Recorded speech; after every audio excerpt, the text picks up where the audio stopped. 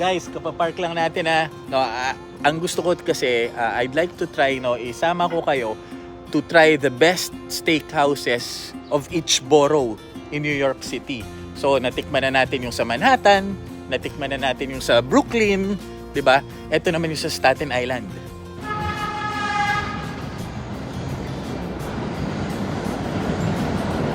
Pero saan tayo dito? Raval Steakhouse. No, ito kumbaga parang mga probinsya, di ba? Pero Staten Island, okay yan. Diyan tayo. Raval. Ayan, at may reservation ako dito, no? Hindi matao. Ngayon, itong si AJ. Ay, hindi pala AJ, no? Raval. Ito bang pinakamasarap? Ngayon pa lang sasabihin ko, hindi. No, ang dami mga modern, like, for instance, Blue Pearl. Yun lagi ang gusto kong puntahan kasi fusion yun, mga bago yun, no? Mas seafoods yun. Ito pa rin, steak. No? Pasok tayo, guys. Wow. Madilim, guys, ha? Yan ang dating. Yan ang pinaka-bar nila. So, madilim. We're having their steak here at Raval. Ano, steak? Red meat, red wine. It's ganyan. Dito ko dinadala pag dito sa Staten Island. Pagsawa na tayo sa Manhattan, no, or even sa Brooklyn. Isa pa, guys. Sarap.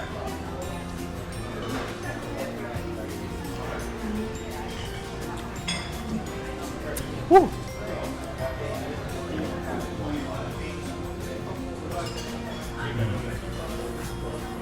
Ayos.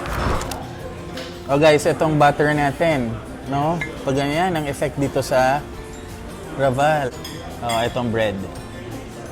Oh, kasi kain lang naman na for two. So, ayan na muna, but you can always ask for more. Yan. Okay? Guys, alam niyo naman si Kuya Dits, pag dito, ano order natin? Lychee martini, no? Martini lychee, no? You know, guys. Putang ina, sarap. Shit, ang sarap.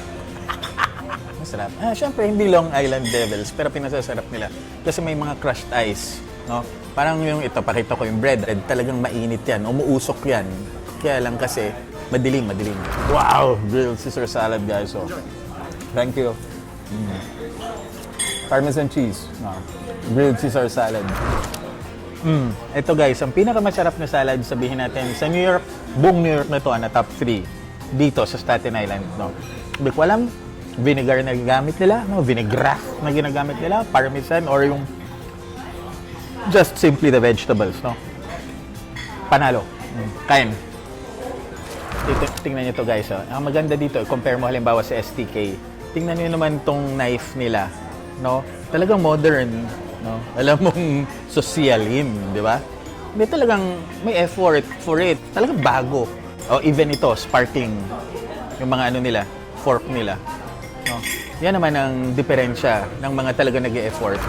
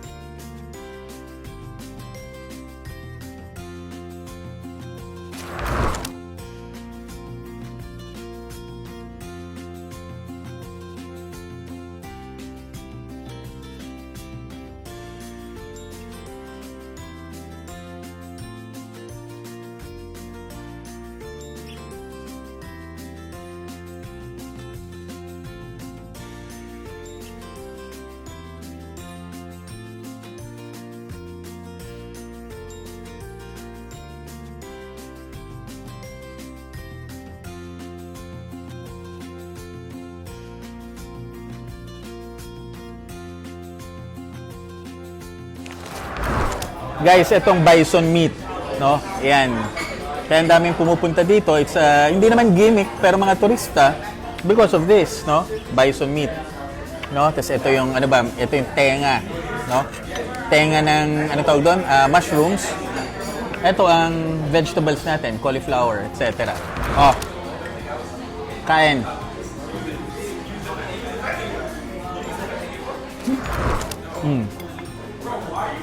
Ang sarap. Wala na sila nilagay na sangkap. 'Di ba? After. Hindi na nila, ito na yung karne lang. Ang sarap. Karne. Bison meat tayo. Maganda sa bison meat nila. Nilagyan nila ng pasta. No? Parang ravioli. Ayan, para yun yung kanin. 'Di ba? Yan yung carbs. Kain guys.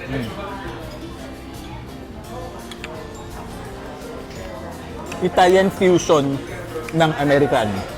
No? May tomatoes tapos bison. Ganyan lang guys. Panalo. 10.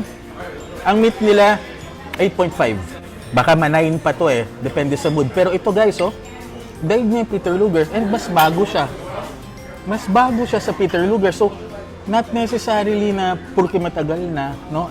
Okay, no? You have to try, no? Ganyan. Pero ito, guys, panalo. Kain. How is it? Oh my God, the best. Is this wet aged or dry aged? Dry it. Dry it. Kita nyo guys, parang Wolfgang style. Pero, If you smell it, you can tell. I really, no sauce needed, right? Kita mo? Obviously, no. Siyempre, ko yung tanong na wet age o dry age. No, dry age to. Ito yung parang utag, no? Ito utag ng mga igorot, no, ng mga taga-Sagada, ganyan. Wolfgang style dry age to. Parang niche na siya, na may flavor siya na unique, no? Ito, kaya mas mahal, parang raisin. Ang pasas, mas mahal pound for pound, gram for gram, kasi lumiit na, nag-dry, no? Mas mahal siya sa grapes, ang pasas. Ganun din, yung karne na to, gram for gram, mas mahal. Diba? So, ganyan yan. Dry age. Pero mas masarap ang wet age. Sa Ruth's Chris, mas gusto kong wet age. Pero ito guys, 9 or 8.5, 10, 10, 10. Ayan. Tingnan niyo yung wine. No, kanila pa. Raval. No. Yan ang bar. No, dito nagdadala talaga ako. Yan, no? Selection ng wines. Doon mo makikita kung talagang hindi naman social, pero luxurious.